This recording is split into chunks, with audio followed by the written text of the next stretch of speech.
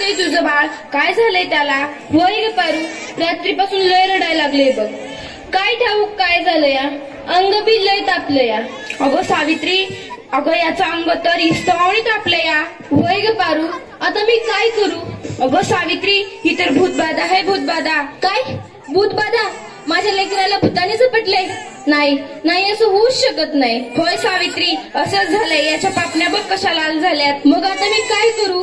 हे पण घरी नाहीत. अगं तुझं पोरगं लय तापलंय. आता रडत बसू नकोस, वेळ वाया घालू नकोस.